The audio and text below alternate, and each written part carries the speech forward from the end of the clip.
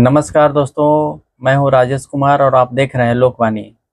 दोस्तों, बिहार में आजकल विभिन्न राजनेताओं का सर्टिफिकेट लीक हो रहा है। जैसा कि आप लोगों ने सोशल मीडिया पे देखा होगा और मैंने भी सोशल मीडिया के माध्यम से ही मैंने देखा। इस पर थोड़ा मैं आज गहन रिसर्च किया, देखा अलग-अलग वेबसाइट पे जा कर के इसका क्या कानून में प्रावधान है, किस प्रकार का नियम और शर्त है, उसके विषय में थोड़ा हम लोग आज जानने का प्रयास करेंगे। दोस्तों, भारत में आपको चुनाव लड़ने के लिए अगर एमएलए का चुनाव लड़ते हैं तो सबसे पहले आपको भारत में कम से कम आपको 25 वर्ष होना जरूरी है। दूसरा शर्त यह है कि आप मानसिक रूप से कम स्वस्थ हो। तीसरा शर्त यह है कि भारत का आप नागरिक होना चाहिए। चौथा शर्त यह है कि वर्ष 1951 लोक प्रतिनिधि 1951 के द्वारा उम्मीदवार का नाम उस राज्य में होना चाहिए जिस राज्य से वह चुनाव लड़ना चाहता है। अगला शर्त है विधायक बनने के लिए व्यक्ति का कोई भी सरकारी जॉब में नहीं होना चाहिए। उसके बाद का शर्त है कि कोई भी विधानसभा या अदालत के द्वारा वह व्यक्ति के ऊपर अगर दोषी ठहराया जाता है किसी अदालत के द्वारा तो उस व्यक्ति को उस पद से हटाया भी जा सकता है। ये सब चुनाव लड़ने के लिए शर्त है। अब हम लोग बात करते हैं कि एजुकेशन एमएलए के लिए जरूरी है या नहीं है।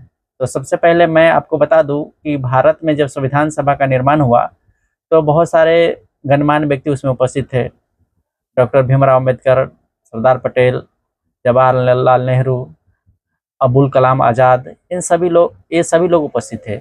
उस समय भारत की जनसंख्या साक्षर नहीं थी और बहुत सारे कम जाति एवं समुदाय के लोग ही पढ़े थे और उच्च जाति के लोग में भी सभी लोग साक्षर नहीं थे। तो देश को चलाने के लिए 543 सांसद चाहिए और अलग अलग राज्य में अलग अलग संख्या में एमएलए की आवश्यकता पड़ती है।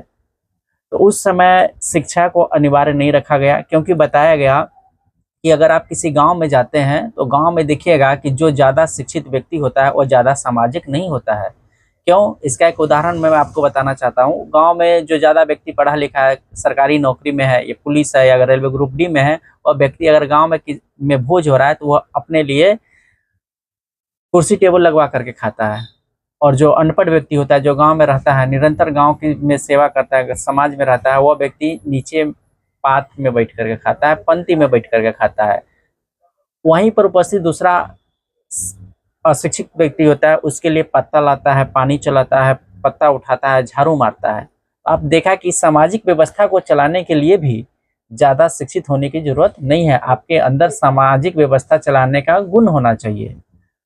अब हम बात करते हैं कि आज के डेट में मोदी जी की सरकार है और बिहार चुनाव में तेजस्वी जी को अगर चुनाव नहीं लड़ाना चाहते, उसको चाहते हैं कि एजुकेशन के माध्यम से, कम एजुकेशन होने के माध्यम से इनको चुनाव से अलग कर दिया जाए, तो आपको लोकसभा में दोनों सदनों में कम से कम 1/3 बहुमत से इस बिल को पास कराना होगा। अभी लोकसभा में 543 मेंबर सांसद बने हुए हैं, उनमें से 543 में से कम 362 मेंबर इस बिल पे, इस कानून पे साइन कर देते हैं तो यह नया कानून बन करके तैयार हो जाएगा और राष्ट्रपति महोदया से साइन करवा करके इसको लागू कर दिया जाएगा। मान लेते हैं यह लागू हो जाएगा, तो हो जाता है तो किस पार्टी के ऊपर क्या क्या इसका प्रभाव पड़ेगा। इससे पहले मैं आपको बता दूं कि वर्ष 2015 में हरियाणा और राजस्थान में भी शैक्षणिक योग्यता लागू कर दिया गया था, जिसमें पंचायत समिति के लिए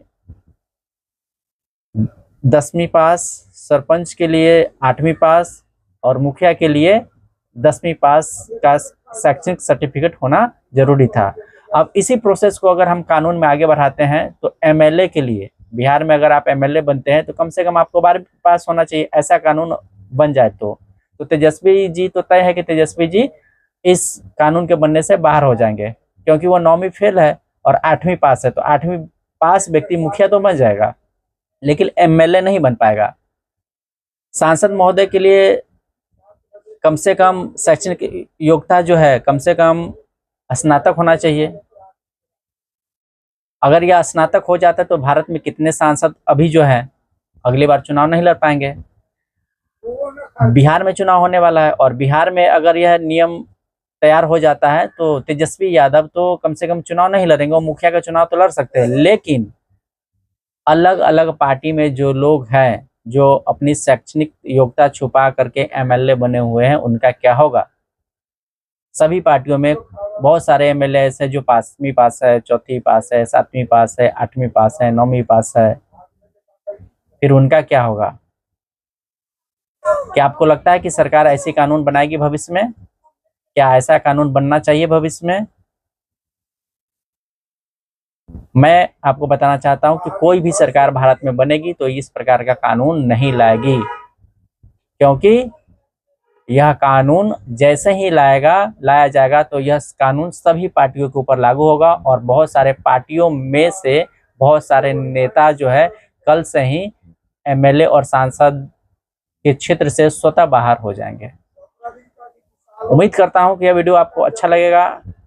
अच्छा लगे तो हमारे चैनल को सब्सक्राइब कर ले। अगर फेसबुक पर देख रहे हैं तो हमारे पेज को फॉलो कर ले, लाइक और शेयर जरूर करें। धन्यवाद। आपका दिन मंगलमय हो, आप अच्छे रहे, मस्त रहे, स्वस्थ रहे। जय हिंद, जय भारत।